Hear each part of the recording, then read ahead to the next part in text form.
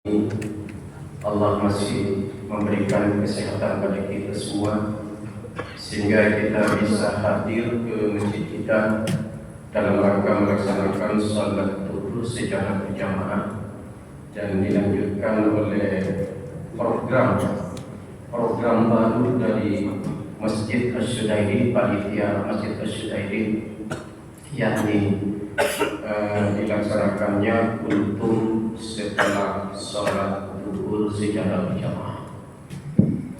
Secara salam kita berharap semoga Allah Subhanahu wa taala akan datang melimpahkannya pada junjungan Nabi Muhammad sallallahu alaihi wasallam. Karena berkat perjuangan beliau, kita sekarang ini berada dalam nama iman dan Islam. Bapak Ibu yang saya hormati, saya diminta membawakan tema puasa dalam perspektif tarjih. Secara garis besarnya Bapak Ibu, puasa dalam perspektif tarjih itu adalah tidak beda dengan ketentuan yang sudah secara gamblang disampaikan oleh Nabi dalam hadisnya. Kalau toh terjadi perbedaan hanya sebagian kecil saja. Yang pertama, letak perbedaannya itu adalah dalam metodologi menentukannya mengawali Ramadan itu. Ya. Jadi yang pertama, perbedaannya itu adalah dalam sisi metodologi untuk menentukan tanggal 1 Ramadan dan tanggal 1 Syawal. Nah, karena tadi hadirin itu menekankan dengan metode yang ketiga. Jadi Bapak Ibu, Nabi itu menentukan Ramadan itu melalui 3 metode. Yang pertama disebut dengan metode biru'yatil hilal. Yang kedua disebut dengan metode au-syahadatil adl. Dan yang ketiga disebut dengan metode bi-istikmali sabana salasina atau disebut dengan metode hisab. Jadi tadi sebenarnya semuanya antara 3 metode yang dijelaskan oleh hadis semuanya tertera di dalam tarjih. Bapak Ibu. Nah, yang pertama utamanya biru'yatil hilal. Biru'yatil hilal itu dalam tarjih menempati posisi pertama dalam metode menentukan 1 Ramadan. Kenapa? Karena hadisnya bersumber dari Abu Hurairah, riwayat Bukhari Muslim. Sumu liru'yatihi wa aftiru liru'yatihi. Nah, ini metode yang pertama. Nah, ada metode yang kedua yang disampaikan dalam tarjih. Metode itu disebut dengan au-syahadatil adl namanya Bapak Ibu. Au-syahadatil adl ini adalah Nabi tidak melihat hilal, Abu Bakar tidak melihat hilal, Umar tidak melihat hilal, Utsman tidak melihat hilal, Ali bin Abi Thalib tidak melihat hilal. Artinya, tim Nabi yang disiapkan di akhir bulan Sya'ban itu tidak melihat hilal. Tetapi kemudian ada orang laki-laki gunung yang melihat hilal itu. Tergopok-gopoklah dia datang menemui Rasul dengan dari jauh sudah memanggil kepada Nabi, "Qad sahibtul hilal ya Rasulullah. Qad sahibtul hilal ya Rasulullah." Jadi Nabi sebenarnya tidak melihat hilal. Pemahaman Nabi besok belum puasa karena Nabi belum melihat hilal. Tapi karena adanya orang laki-laki dari gunung ini datang kepada Nabi, menyampaikan kepada Nabi bahwa dia adalah melihat hilal. Lalu disumpahlah oleh Nabi. 2 sumpah yang diberikan oleh Nabi kepada dia. Yang pertama adalah atasyhadu an la ilaha illallah, atasyhadu anna Muhammadar Rasulullah. Maukah Anda bersumpah, wahai laki-laki, bahwa tidak ada Tuhan selain Allah dan Muhammad itu adalah utusan Allah? Na'am ya Rasulullah. Ya, saya mau bersumpah ya Rasul. Nah begitu dia bilang begitu. Padahal kan Nabi tidak melihat hilal, Abu Bakar tidak melihat hilal, Umar tidak melihat hilal, Utsman dan Ali tidak melihat hilal. Tim yang dibentuk oleh Nabi untuk melihat hilal saat itu tidak melihat hilal. Tapi begitu orang laki-laki punung itu disumpah oleh Nabi, Nabi memanggil Bilal kemudian, ya Bilal, adzin fil nasi fasumu ghada. Itu hadisnya bersumber dari Ibnu Abbas. Ada dua redaksi hadisnya terkait metode yang kedua ini Bapak Ibu. Yang kedua hadisnya itu bersumber dari Ibnu Umar. Perbedaannya adalah dalam kalimat qad syahidtu. Ya, yang kedua adalah qad ra'aitu. Kalau syahidtu itu hadisnya bersumber dari Ibnu Abbas, kalau qad ra'aitu hadisnya itu bersumber dari Ibnu Umar. Dua-duanya menunjukkan bahwa laki-laki itu melihat hilal walaupun Nabi tidak melihat hilal. Nabi kemudian setelah disumpah bilang sama Bilal bin Rabah, ya Bilal, adzin fin nasi fasumu ghada. Bilal sampaikan pada umat, besok kita puasa. Dua Bapak Ibu. Yang ketiga ada namanya metode istiqmal di Sya'ban salasin. Ini disebut juga dengan metode hisab. Inilah yang dilakukan oleh majelis tajwid, Bapak Ibu. Dari mana hadisnya? Hadisnya bersumber dari Abu Hurairah. Riwayat Bukhari Muslim juga. Dikatakan fa inna rubiya alaikum fa akmilul iddata sa'bana salasina. Sahih hadisnya. Riwayat Bukhari Muslim hadisnya.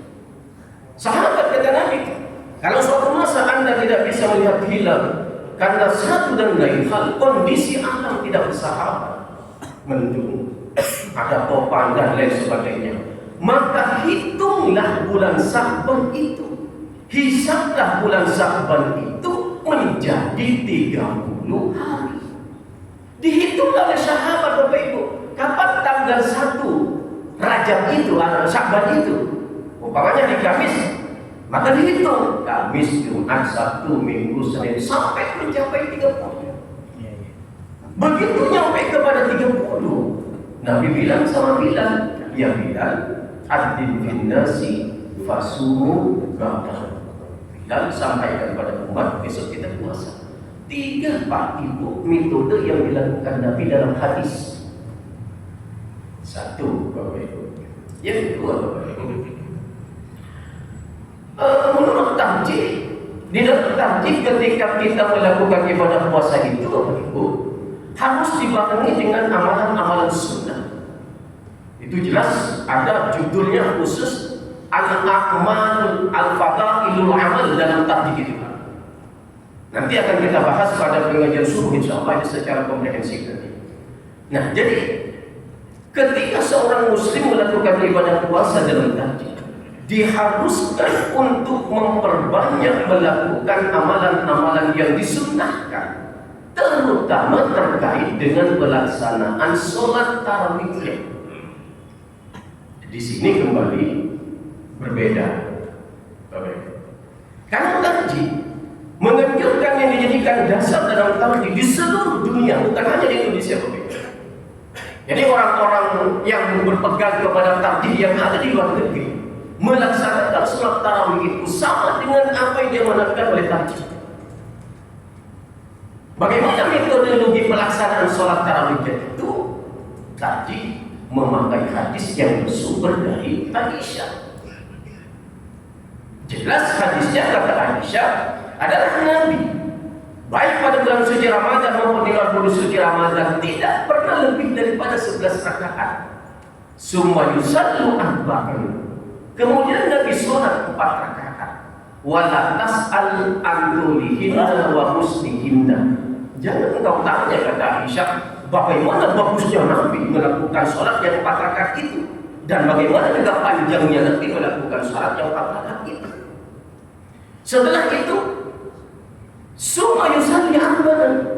Kata Aisyah, Nabi melakukan lagi sholat 4 rakaat. Sama redaksi hadisnya, wala tas'al an tulihinna wa husnihinna. Jangan engkau tanya bagaimana panjangnya, bagaimana bagusnya.